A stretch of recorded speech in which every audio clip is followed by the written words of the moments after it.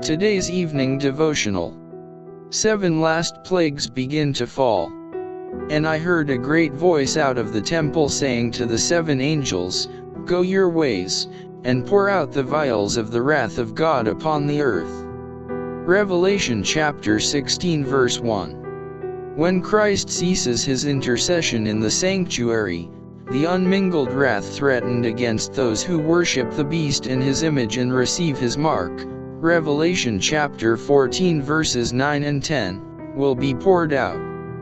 The plagues upon Egypt when God was about to deliver Israel were similar in character to those more terrible and extensive judgments which are to fall upon the world just before the final deliverance of God's people.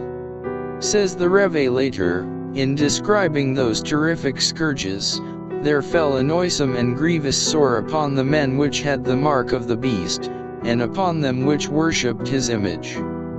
The sea became as the blood of a dead man, and every living soul died in the sea. And the rivers and fountains of waters became blood.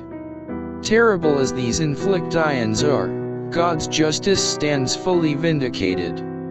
The angel of God declares, Thou art righteous, O Lord, because thou hast judged thus. For they have shed the blood of saints and prophets, and thou hast given them blood to drink, for they are worthy.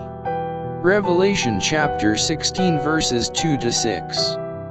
By condemning the people of God to death, they have as truly incurred the guilt of their blood as if it had been shed by their hands.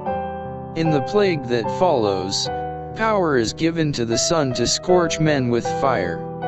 And men were scorched with great heat. Verse 8 and 9. These plagues are not universal, or the inhabitants of the earth would be wholly cut off. Yet they will be the most awful scourges that have ever been known to mortals. All the judgments upon men, prior to the close of probation, have been mingled with mercy. The pleading blood of Christ has shielded the sinner from receiving the full measure of his guilt, but in the final judgment, wrath is poured out unmixed with mercy. The bolts of God's wrath are soon to fall, and when he shall begin to punish the transgressors, there will be no period of respite until the end. The storm of God's wrath is gathering, and those only will stand who are sanctified through the truth in the love of God.